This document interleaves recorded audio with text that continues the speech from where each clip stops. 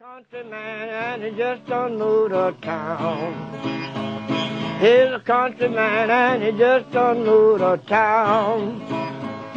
He's a country man, he just done moved to town. He done sold his cotton, now he's walking round.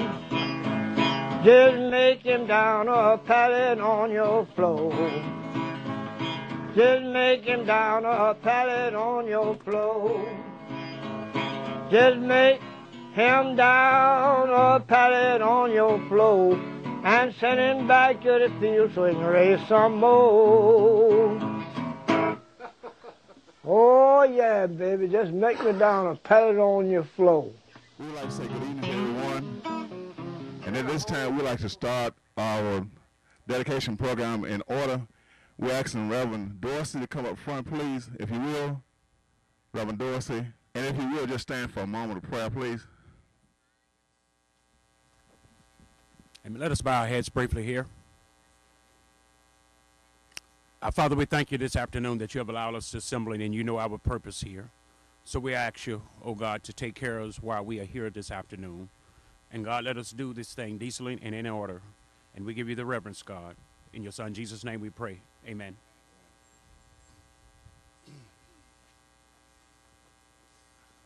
We apologize for the time, but again, on behalf of the city of Hollandale, on behalf of the Board of Aldermen, we'd like to welcome you here this afternoon and want you to know that without your presence, this program wouldn't have been possible.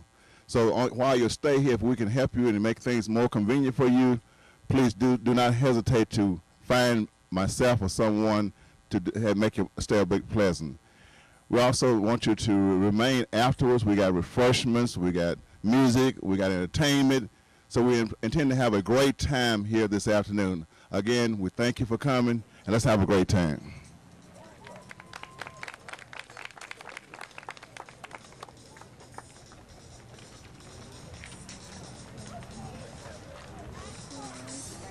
Good afternoon. I said good afternoon. I'm going to wake you up out there. My name is Edgar Smith, and I'm a member of the Mississippi Blues Commission. It's my pleasure to welcome you on behalf of the Commission to this unveiling in my beloved Hollandale. Now I can say beloved because on August 6, 1934, Miss Rosa Johnson, the local midwife, spanked my behind as a newcomer into the world just about a block from here, right around the corner. So you know Hollandale is special to me. And until age 12, I lived a block from here in another direction, right down there on the corner. I don't know how many of you remember the Harlem Club, but I lived on the other side of the Harlem until I was 12 years old. I'll talk about that later. But now I would like to give you a little bit more insight into the workings of the Blues Commission and the Blues Trail Project. I want you to learn more about what this is all about. The Mississippi Blues Commission was organized in October of 2003 by executive order and legally reconstituted in 2004 by the state legislature to promote authentic Mississippi blues music and blues culture for purposes of economic development. For purposes of economic development. Hold on to that term. And to authorize the Commission to purchase and erect Mississippi Blues Trail historic markers with the assistance of the Mississippi Department of Transportation. More specifically, it authorizes the Commission to establish a statewide Mississippi Blues Trail infrastructure to offer to tourists and targeted groups a structured tour of Mississippi blues historical sites and performance venues. Now it's clear that the Commission's assignment includes not only promoting the blues as a major part of American culture, but it also has the potential of making a significant contribution to improving the economic status of those from whom the blues derive. Now the Blues Trail will be composed of over 100 markers and interpretive sites located throughout the state. Some of these markers will ultimately employ the latest technology to allow visitors to hear the sounds associated with each location. You'll be able to come up to the blues marker and download some music that relates to that location. Under the leadership of Mr. Alex Thomas of the Tourism Division of the Mississippi Development Authority, over 80 of these markers have been put in place. Alex could not be with us today, but his assistant, Lee Portwood, is here. Lee, would you raise your hand? She's assistant Alex Thomas. And the individuals really responsible for getting these markers together and getting them down here should be recognized. Ms. Wanda Clark.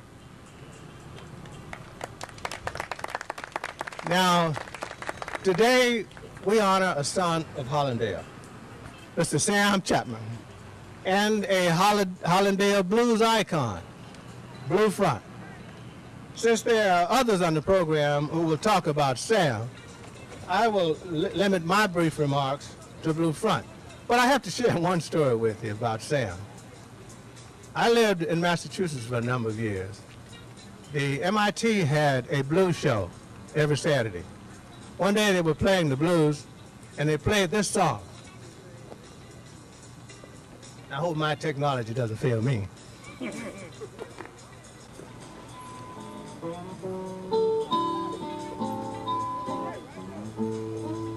you hear that? Well, I'd rather be in Hollandale, baby. I mean, in a small town, I know. Talk to him, Sam. Well, I'd rather be in Hollandale, woman, and in a doggone small town, I know.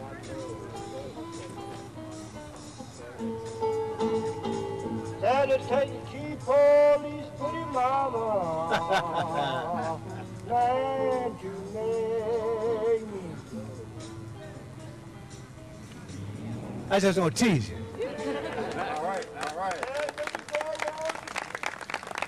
And the next line was talking about Blue Front. But they played that song, and I was in my house. I said, whoa. So I called the station. I said, man, I'm from Hollandale, Mississippi. He said, you kidding? I said, no, I'm not. So I struck up a friendship with the DJ, and from that point on, once a year, I was on his station DJing with him. But that was because they played Hollandale Blues by Sam Chatmon. Now, as I said, I grew up in this area until age 12. And someone was teasing me a few minutes ago. You know who you are, but he was older than I am. He swore that he knew more about Hollandale than I did. He told me his age, and he was talking. I said, how old are you? He said, how old are you? He said, I'm 74. I said, I'm 75. Blew him away. So what I'm saying is, I grew up here. See, I was growing up here in the early 30s and 40s, okay? Down on the corner, just across from the Harlem, but I would come by Blue Front. Mr. Christian cut my hair down there on the corner. My aunt lived right around the corner. But I saw Blue Front in its heyday, and it was alive, folks. Let me tell you, it was happening. You understand? But you know, I was too young to participate in it. But I knew something good was going on over there. But there was one negative situation I had with Blue Front. One day I was on my way uptown. See, my mother worked at H.E.C.D.F Cafe. I don't know if you remember H.E.C.D.F Cafe. It was part of those 3 buildings that were there in that concrete block. That was H.E.C.D.F Cafe, that was the Star Market, and that early on that was Rubens Market. But I was going uptown to see my mother, and there was some guy chasing another one from Blue Front who had a knife. And I was on the corner right there. And the person who was being chased grabbed me and used me as a shield. And this dude has a knife, and you know, I'm nervous about knives right now. But that's one incident I remember on Blue Front. But I know the important role that Blue Front played in the life of Mississippians. And just to give me a couple of minutes here, as I quote some individuals who were more intimately involved with Blue Front than I was, one of which was Kathy Starr, the author of the book, The Soul of Southern Cooking. And Kathy and I have gotten to know each other. We emailed back and forth.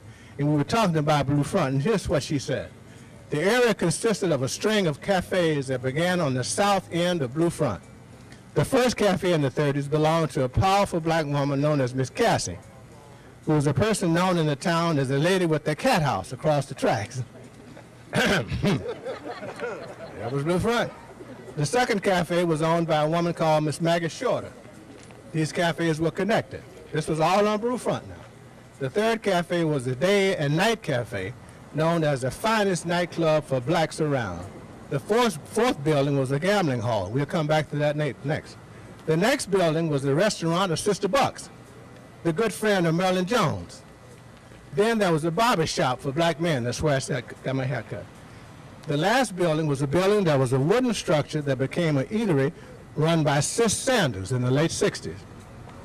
The places for the best food were the Fair Deal Cafe, and the finest entertainment was at the Day and Night, owned by Mr. Alec Yates. Alec Yates' mother was named Minnie Maud, and she was my grandmother's best friend. He was one of the finest gentlemen that I can remember on the Blue Front. And the people who came, the stars as they were called, frequented Blue Front with shows almost 2 times a month. They would live in the hotel at the Day and Night Cafe because it had a hotel connected to the building. During those days, these joints were the only opportunity a black man had to get his minute on the couch of a psychiatrist. It was like a steam valve, people. If it didn't have this steam valve, this catharsis, they would lose their mind. I used to see the people coming in from out in what we call the country just to let it all hang out on Saturday night. Keep from going crazy. These same people worked the fields from sun up to sundown. I picked a little cotton in my day, too, all week long. The fact was there simply was no place else for them to go on a weekend night to enjoy themselves. Life as they knew it was hard. And you know why her mama said it was named Blue Front? Because this was the only place a black man could come to get off the blues from a hard life of abuse through cotton and plantation life. This was one place a man could take his old lady out and have a dinner, have a dance or two, laugh and talk, and don't leave this part out, fight like hell. And finally, I hope I'm not taking too long, but finally I would like to read a quote from my cousin who started the biography of the family, started history of the family before she died. Her father owned a gambling joint on Blue Front. Her name was, I had to look because we call her BB. I didn't know her name. Her name was Rosie Thomas Marbury. Blue Front was just across the tracks from downtown. At midnight, one of the white merchants would clang an iron bell to signal the closing of downtown. It was also the signal to remind blacks to go across the railroad tracks to their side of town. There on Blue Front, Papa ran a juke joint. His place was simply known as Son Thomas's place. Anybody could direct you to the third door down on Blue Front. There was no sign above the door. It was a straight gambling house that operated wide open, just like in Las Vegas. The joint next door had a handwritten menu posted outside announcing flat dogs for $0.25 and pig feet for 50 cents. You could see and hear B.B. King, Muddy Waters, Howlin' Wolf, and Jimmy Reed on Blue Front. They all came to Hollandale to play to the large crowds in the juke joints on Blue Front on Saturday and Sunday nights. I didn't know that. Mexican migrant workers and blacks mixed and mingled. During Blue Front's heyday, the alcohol flowed freely and the fights were regular. Somebody got cut, shot, stabbed, or killed every Saturday night. But that was Blue Front. I just wanted to give you a little bit of the history of Blue Front and what it meant to Hollandale at that period. Earlier, I mentioned, I made reference to the economic aspect of the Blues Trail marker. It is my hope that the placement of a marker in Hollandale will prove to be a significant boost to the city's effort to improve itself economically through tourism. And finally, the Mississippi Blues Commission is trying to raise funds by selling car tags. If you're interested in purchasing a car tag for the Blues Commission, contact, where's the lady?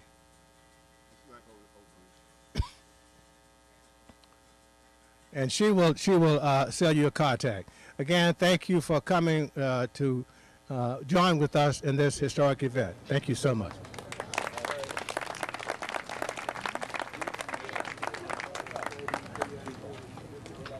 Thank you, Dr. Smith. At this time, Mr. Sanders not here, but former Mayor Burnside is going to stand in his place in reference to Hollandale Economic Development Foundation. Thank you, Mayor Willis. Good evening, everyone. As most of you all know, I'm not Howard Sanders. My name is Willie Burnside, but he had a prior engagement, and he asked that I stand in for him, and he didn't think he'd be able to make it back. I would just like to begin by saying that I'm representing the Hollandale Economic and Community Development Foundation, H.E.C.D.F. And we have a somewhat of a history with what's going on here today. About 10 years ago, the Economic Development Foundation, along with some other organizations and individuals, worked to dedicate a grave marker to SamChatmon. The following year, the Economic Development Foundation started a festival known as Summerfest. And that festival was geared around SamChatmon. And I wish we had some of the t-shirts to show now, but so our festival that we have every year has been dedicated to SamChatmon. And for a lot of people that didn't know, Sam was a great musician and represented Hollandale well. As you heard the song that he was singing about Blue Front in Hollandale. So we just glad to have all you all out here participating today. We thank the Blues Commission, individuals, groups, and everyone that have made this possible because it's long overdue. And as you see on the program, we'll work with the city to purchase Sam's house, and we plan on putting it up here, turning it into a museum. Great. So hopefully, well, not hopefully, it will become a museum, and there are some other things that we plan to do in this area to build it up and to make it better than it was before, because we hopefully we'll have people coming here to visit and not just come visit Sam's grave like we had a tour several months ago, but we want them to come here and leave some money here as well. So if we have something for them, they will come. So again, thank you for this opportunity, and we hope everyone enjoy themselves. Thank you, Mr. Burnside. Ms. Johnson, do you have a t-shirt? Ms. Shield, do you have a t-shirt? As Mr. Burnside stated, we're in the process of moving Mr. Chatmon's house here in this location for a museum, and we have shirts, t-shirts on sale here, and we're asking everybody to purchase one for only $15, just $15, 35. That's all we're asking for, and this will be a thing you can take back, and for days, years to come, you can look back on this once we send it this area as a Chatmon area, his home and place that you come back and visit. You can wear your t-shirt back at that time.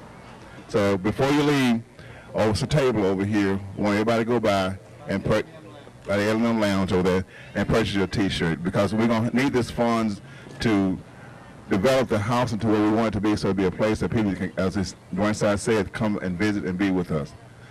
At this time, we'd like for Mr. Watson, Libby Ray Watson, is he here? Oh, Miss Libby, come on in.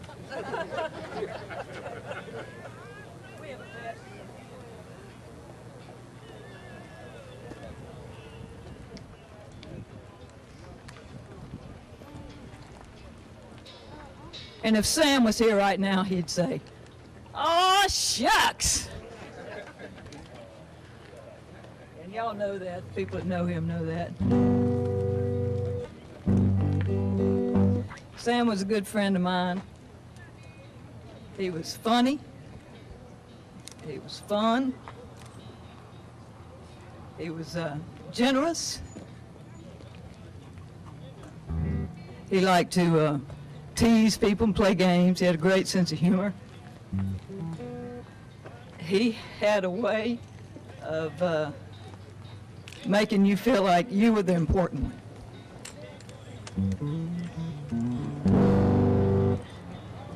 And I'm proud to be here for him.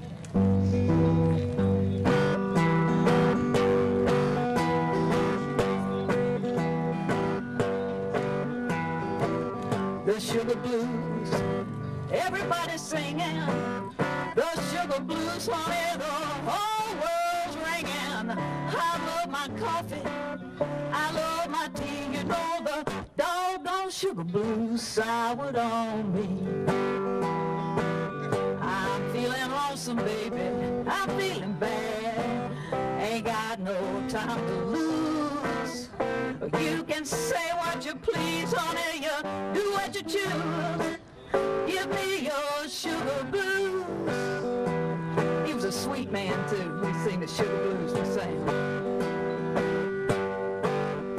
Ah, the sugar blues.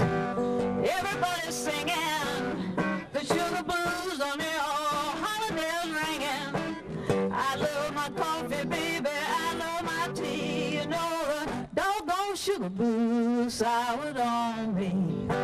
Soured on me. I'm feeling lonesome, baby, I'm feeling bad, ain't got no time to lose. Or you can say what you please, honey, you do what you choose. Give me your sugar blues. I'm gonna do that one more time. Oh, the sugar blues, everybody's singing the sugar blues, honey, oh, Hollandale singing. I love my coffee, baby, I love my tea, you know the doggone sugar blues soured on me. I'm feeling lonesome, I'm feeling bad, ain't got no time to lose. Honey, you can say what you please, you do what you choose. Give me your sugar blues, sweet sugar, oh, I want your sugar blues. I was a bit rusty, y'all, and I apologize for that, but I am so proud and honored to be here for this occasion, for the Blue Front, for Hollandale, and mainly for Sam, you know. He was a great guy, and it's good to see this huge crowd at this event. I've been to a few of these, and this is a big one for Hollandale, for anywhere in Mississippi. This is a big event. Sam used to have this, I don't know if y'all remember, there was a young boy that lived down the street from Sam. His name was Junior, and he had Down syndrome. And he had this guitar that somebody had bought him. It was kind of an Ovation knockoff that he was so proud of. And he would come down to Sam's house with that guitar, just dressed to the nines, you know, starched like he was going to a show. And Sam would pull out his guitar, and they would sit there, and that kid would just bang away on his guitar, and Sam would go, "Get it, boy!" and just make him grin like a mule eating briars. It was great, you know. It really was. And honored to be here again for Sam, and ready to warm up and play some more blues for y'all soon. Stick around, and we'll do it some more. Thank y'all very much for having me here. Thank you, Libby. At this time, we'd like for Roy Shillings to come and give us a word.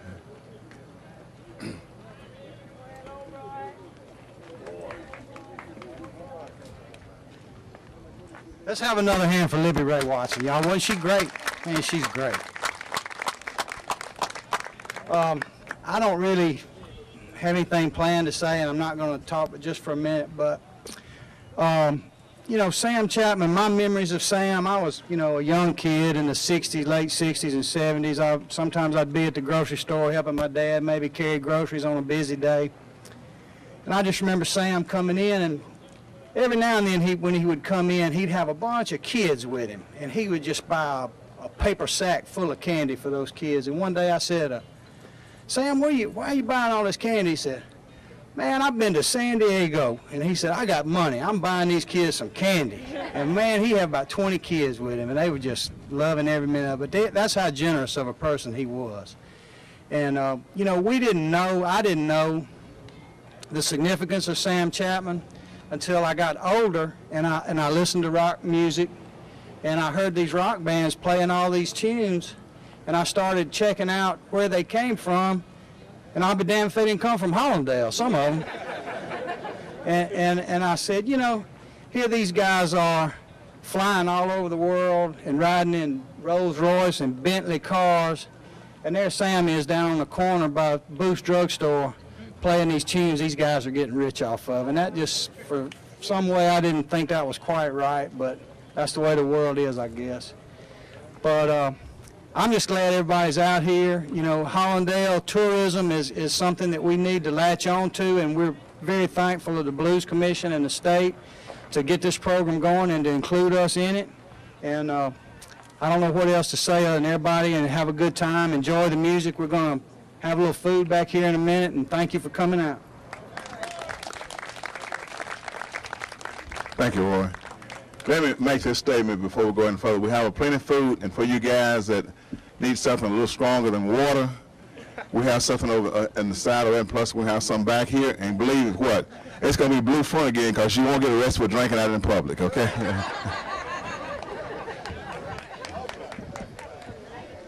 At this time, we have some relatives of Mr. Chatmon. Would you like to come and say a few words in the relatives of Mr. Chatmon?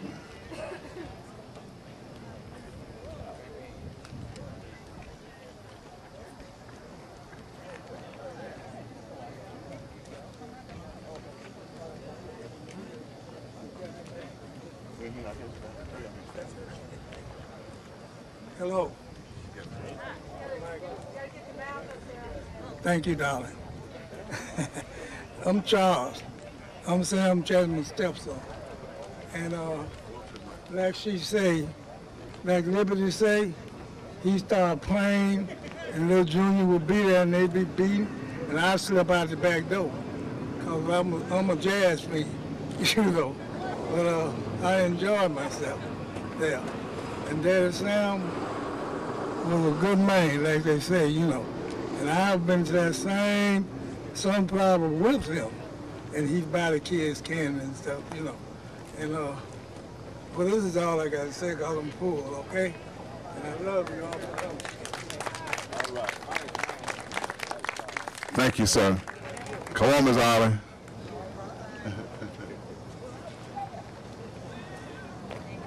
Well, my name is Ollie Tyson, and Sam Chatmon is my uncle. He's my grandmother's brother. I didn't know him that well because I left when I was a little kid, but I remember being a little kid and sitting around listening to Uncle Sam play. I spent most of my time listening to Sam Jr. play because he had a band and a group out of Chicago, and he was recording, so it was kind of fun. But most of the guys that were on my dad's side played guitar. And that's all I have to say. I'm the only one that doesn't play anything. Thank you, Ms. Tyson, for your words. Mr. Hank Burdine. Oh, hey, Burdine, okay. And by the way, Mr. Burdine has just informed me there's other museums that we may be able to bring to Hollandale in the near future. He may tell you about it. That's why he's up here.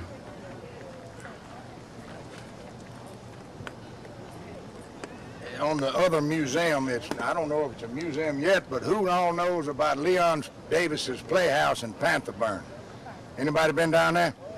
That is a project that I'm going to work on to try to bring it up here before it falls down at Pantherburn.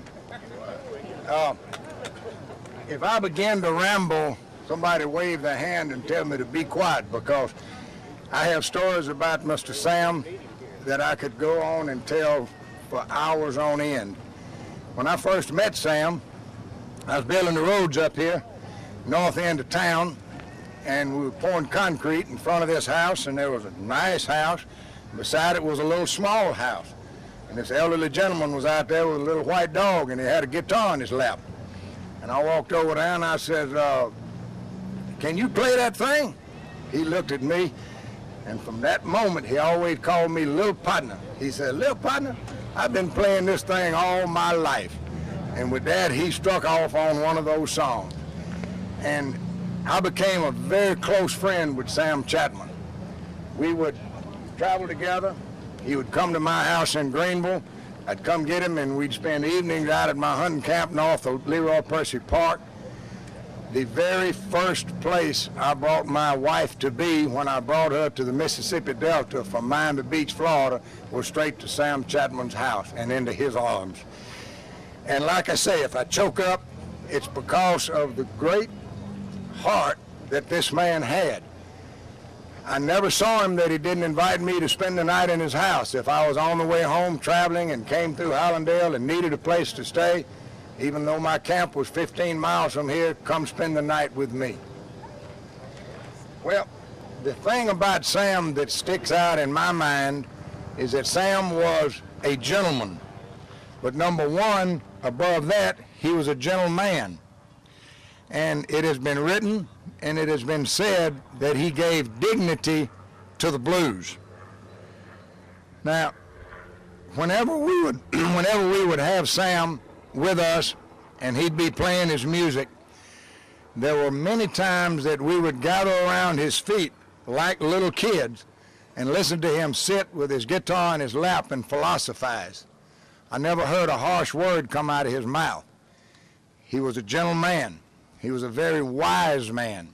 He was an old man at that time, and he had lived through some times in our history that were very harsh. But he never talked about them as harsh times. He always found something nice to say about them. Now, during that time, Son Thomas from Leland, another good friend of ours, was flying back and forth to Germany, playing the blues, and I would help with that situation. And I confronted Sam one night at my house. I said, Sam, I'd like to put a deal together. Let's me and you go to Europe. Let's play the blues over in Europe. My sister takes pictures. She can go be a photographer. I'll have the whole tour set up. Let's do it. He looked at me and he said, little partner, how are we going to get over there? Well, I knew that Sam had been catching the bus every year going to San Diego. And if you look on the front of your cover, there he is catching the bus from Hollandale going to Vicksburg to ride the Greyhound out to California. Well, I told him, I said, Sam, well, we're going to fly over there in a big airplane. They got a 747 airplane now.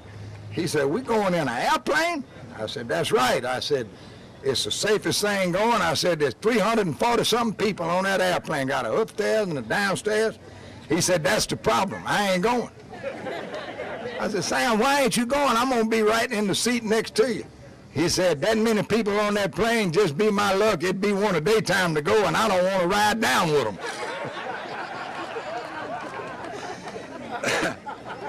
Now, needless to say, we had a lot of fun. Sam grinned. He made us grin. Like Libby said, he was such a joy to be around. And every time I saw Sam, he always had a cap on his head, what I call an apple cap. He never took it off. And I asked him one night, I said, Sam, I've never seen you take that cap off. Why is that? He looked at me and he said, little partner, I got something up underneath that cap that a lot of folks wouldn't understand. I said, what's that? He winked at me and he said, I got me a ponytail. I never saw that ponytail until the night he died. But about two months before that night, it was Christmas. Sam was in the Delta Medical Center in Greenville. And every time he would leave my house, I'd take him home. I'd ask him, did he want a little drink? No, little partner, I don't want no drink. He said, but I would like to have a little cough medicine. Okay. I knew what Sam's cough medicine was.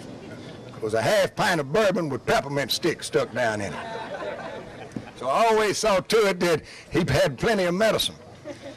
Well, it was Christmas Eve, and he was dying of emphysema in Delta Medical Center. And my wife Sally and I were on the way to a party that he very possibly would have been playing at were he not in the hospital. And I walked in there, and the Christmas decorations around, and we had gone bought a little, we'd been there earlier, and there was nothing in his room. So we'd gone and bought a little Christmas tree and put a little tinsel on it, a little plastic tree. And my wife and I walked to the reception area and told her we wanted to go up in Miss Sam Chatmon's room. And the lady looked at me, she said, you can't go up there. I said, why can't I go up there? She said, it's Christmas and only relatives are allowed in the hospital at Christmas time. I said, lady, I'm a relative of Sam's. She looked at me. She looked at my wife. She said, I don't think you are. I said, you get Elmer on the phone right now, which was his wife, and you ask her just who I am. Well, she got on the phone, and within 10 seconds, the elevator door opened up, and Miss Elmer Chatmon walked up there and said, he is as much family as his own blood kin. You let him come upstairs right now.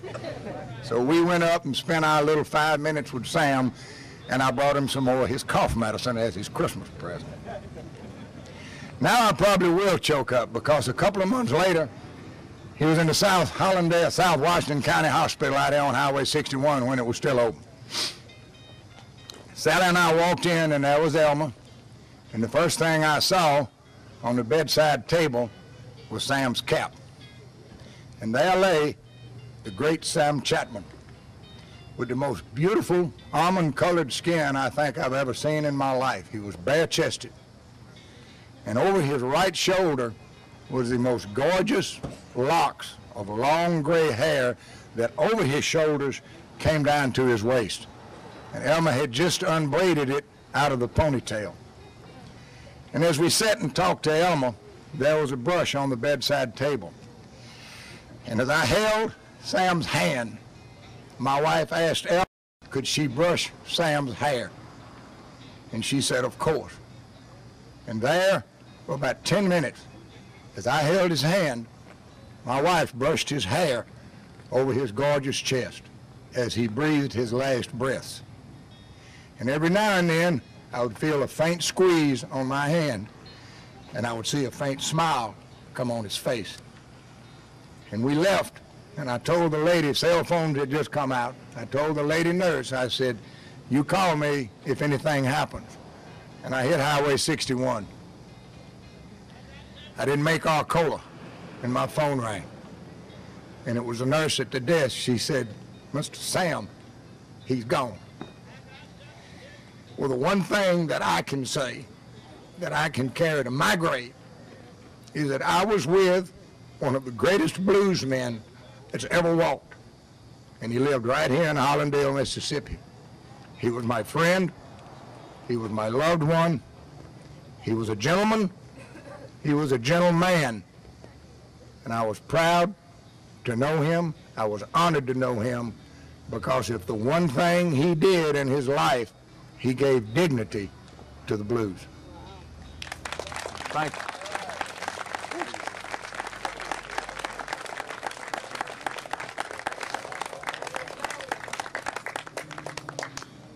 He brought the realization back, didn't he? At this time, we have Representative Hines come to us, please.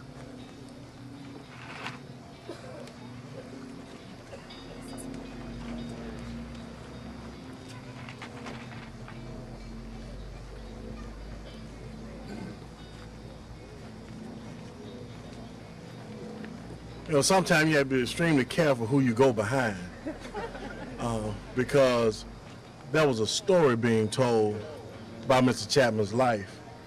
And back in the early days, Grandma and them used to play the blues, and I ain't want to hear it. I was kind of caught up on the Four Tops and the Temptations, OJs and what have you. But I didn't understand the significance of the blues until you begin to have a little gravy in your life. And it is wonderful to know that a world-renowned artist, someone who had a rich legacy, started here in our own community. And for us to be here today to honor him is breathtaking. Because you just, as much gray hair as I have, I'm still a relatively young man.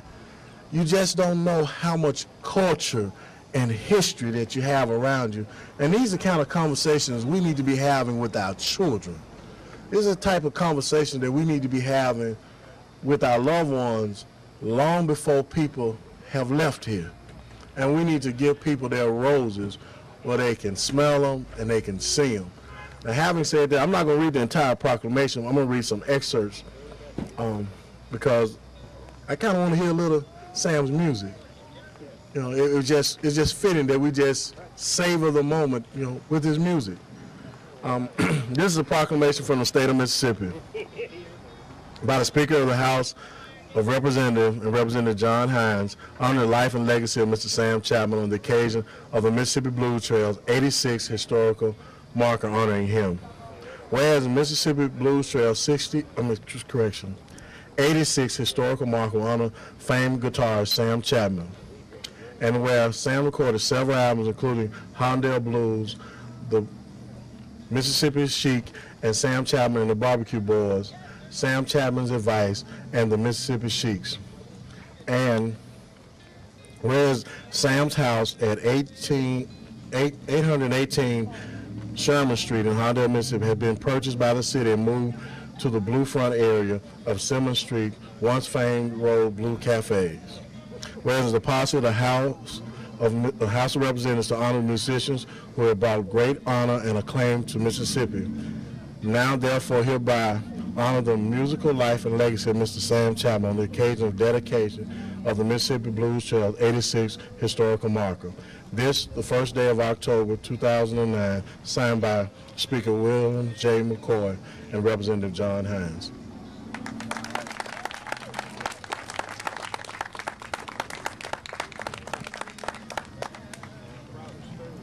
Thank you, Representative Hines.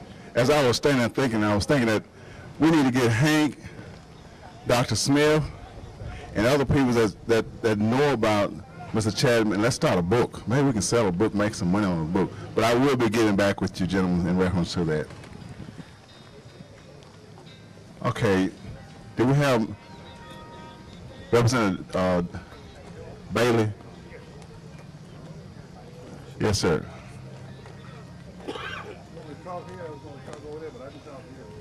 Well, you talk here. Yes, sir. How you doing? How's everybody doing? Now, Hollandale is my home, too. All right, then. I went to Simmons High School, and I played the blues right on Blue Front. At Dealers Plays, the After Hour Club. In fact, I taught B.B. King's drummer, Caleb Effrey, how to play drums right here. He got a start at Dealers Plays. When I was a little boy, I used to come to town on Sunday.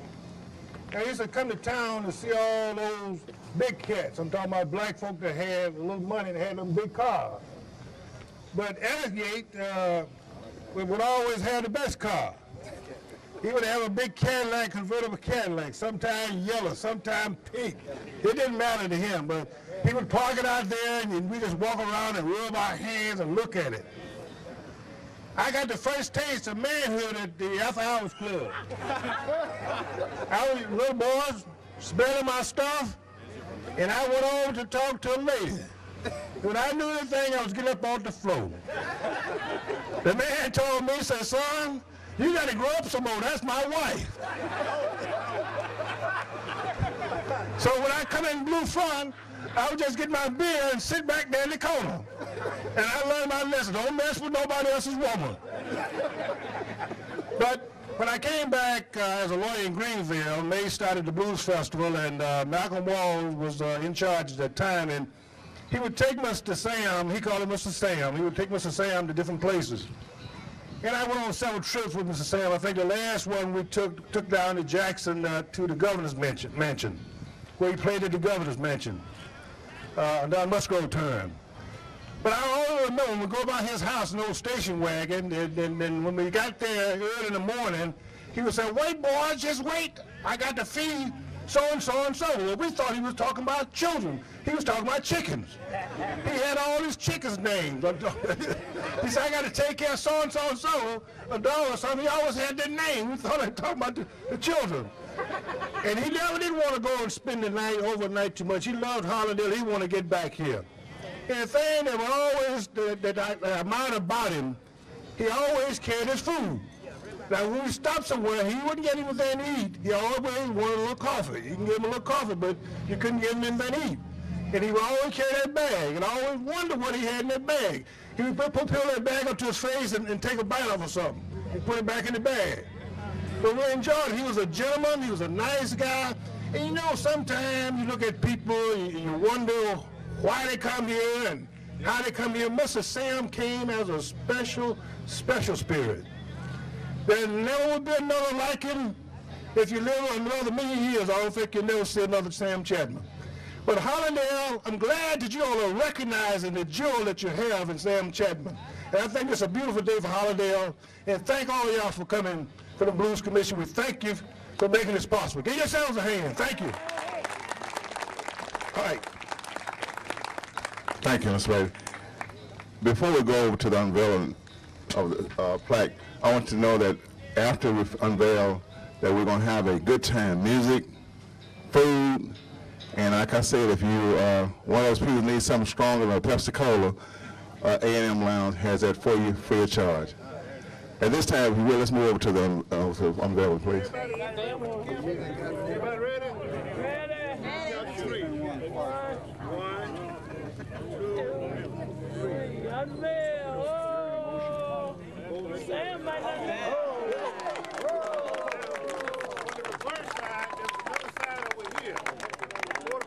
Look on both sides. That's okay, right. Both sides. Said it takes cheap police, pretty mama, man, to make me.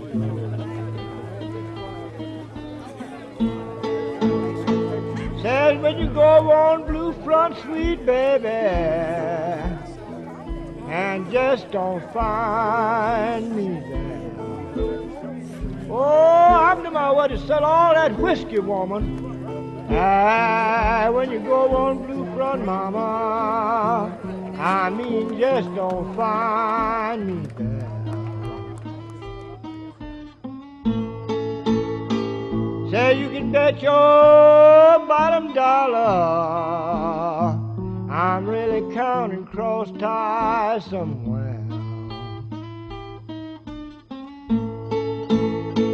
Says 61 run through Hollandale, baby,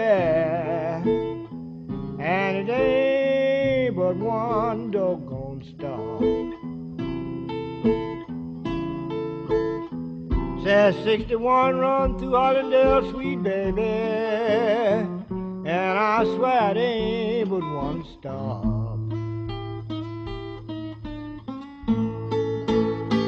Say when you go on Blue Front, sweet baby, I mean I've squeezed them till they oughta stop.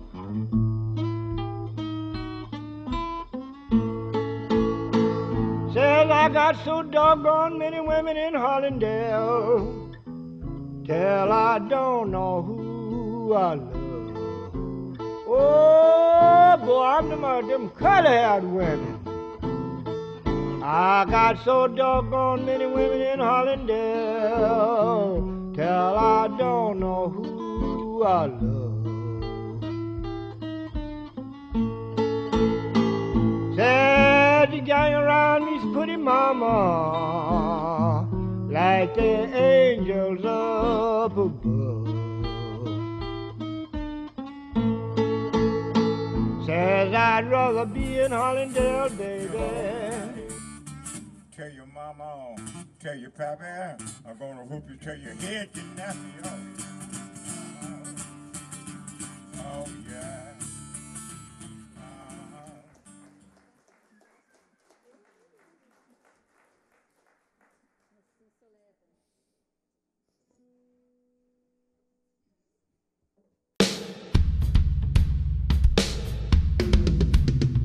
Hi, this is Eric Fowler from Studio 61.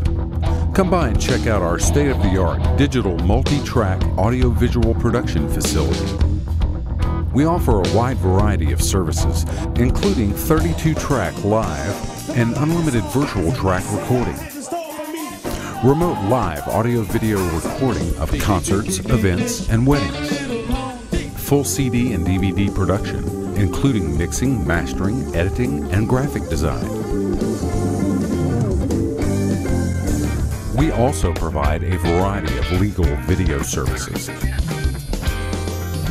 Contact us at 601-529-9495 or on the web at studio61.com. Studio 61, your road to all things musical.